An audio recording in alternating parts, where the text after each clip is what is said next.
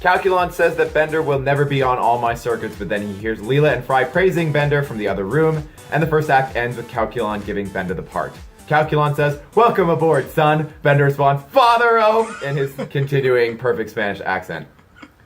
So the first act of this episode spends a lot of time setting up Dwight and Cubert, and we're about to see a lot more of them in the second act. So the first time I watched this episode, I really thought it was going to be more like A Clone of My Own or The Root of All Evil, but it's not. They practically disappear in the third act, and they don't really learn anything from the experience of the first and second act.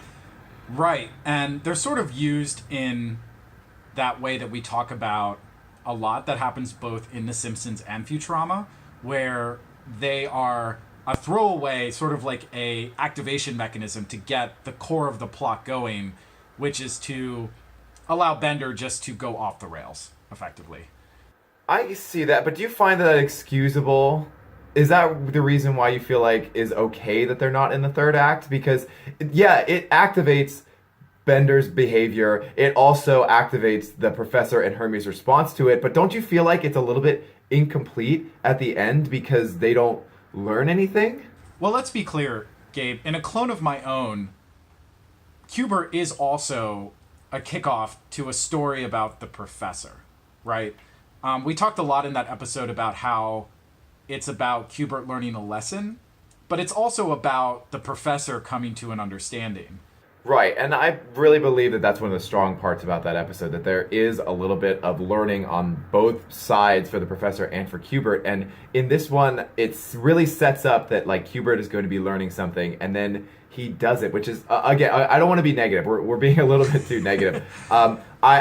I just am developing, again, another point in this episode where I feel like at the end of the second act, we get a little bit more of Cubert and Dwight in there. Maybe they're more involved in the third act, and we see them come to some new understanding about consuming television, which we really don't because they barely appear.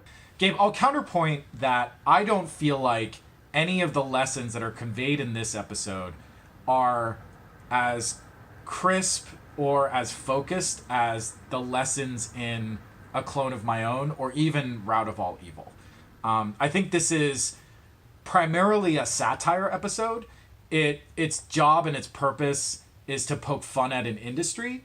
And I think the lesson or the focus of the lesson is secondary to that. Or even tertiary to that and allowing Bender to just be funny in any way that he can. And so I don't really think the episode is constructed in such a way that would allow Cubert and Dwight to participate any more than they do going down that path. It certainly would take a lot of focus off of Bender if there was more Cubert and Dwight. And I think that is the ultimate aim of this episode, to have Bender the television star. And also who is advocating beating your children, which of course we do not advocate on Another Lousy Millennium. Right. And there is a interaction at the end where Bender and Cubert and Dwight have a Dark Night of the Soul moment where Bender realizes that all his stuff is being stolen, which results in, you could argue, the entire third act. So it's not like they go into a black hole somewhere or, get whisked away by aliens and never come back. They're still there. They're just not the focus. And I don't feel like taking the focus away from Calculon and Bender and the fathers and putting it back on them would have made an episode that you would envision would have changed significantly.